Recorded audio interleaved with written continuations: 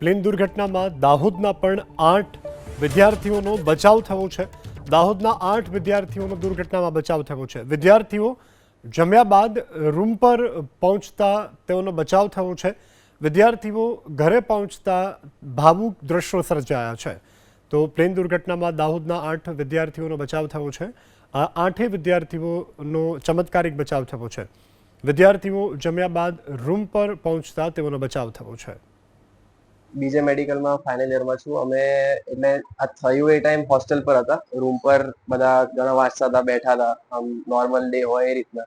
પછી અચાનક એટલે બ્લાસ્ટ થયો, આખું પહેલા તો સ્મોક થઈ ગયું, બ્લેક સ્મોક, અને અવાજ બહુ જોરથી આવ્યો।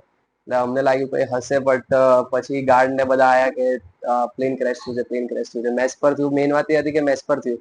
ત્યાં અમારા બધા જે જુનિયર્સ છે એ જમતા હતા, એટલે અમે તરત બધા દોડ્યા કે અંદર કેટલાને ઇન્જરી થઈ છે, શું થયું છે ને એ રીતના। તો જેવા ત્યાં ગયા તો બધું પડેલું હતું।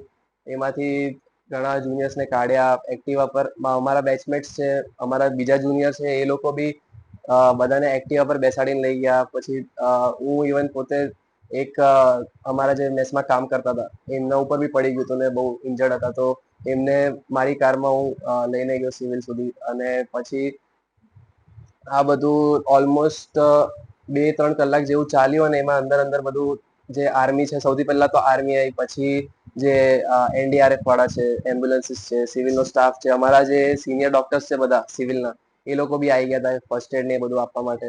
એટલે એ થયું, અને પછી ઓલમોસ્ટ 2-3 કલાકમાં બધું સીલ કરી દીધું। ત્યાં સુધી અમે ત્યાં જ હતા।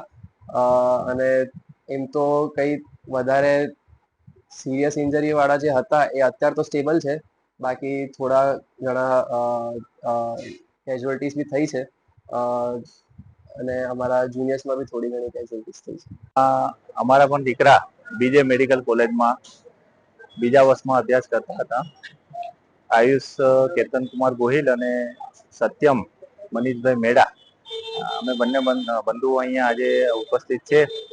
એ અમારા બંને દીકરાઓ અને સાથે અહીંના દાહોદના અન્ય પણ બીજા 4-5 જે વિદ્યાર્થીઓ ત્યાં અભ્યાસ કરતા હતા, એ બધા જ સાથે મળીને ત્યાં બનેલી આ જે કુદરતી અને આકસ્મિક જે દુર્ઘટનાના કારણે બહુ મોટા પ્રમાણમાં વિનાશકારી જાનહાનિ, અને એમની બીજે મેડિકલ કોલેજની જે મેચ છે એ પૂર્ણતઃ આમ ધ્વસ્ત મુદ્રાની અંદર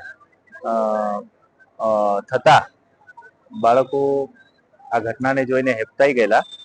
અને અમારા જે બાળકો છે સુરક્ષિત હેમખેમ ભગવાનની એક કૃપા અને કરુણા ગણી શકાય કે એમને કોઈ પણ પ્રકારનો ઈજા ન થતા તંદુરસ્ત અને સારી સ્થિતિમાં અહીંયા હેમખેમ આજે દાહોદના સ્ટેશન ઉપર પહોંચેલ છે।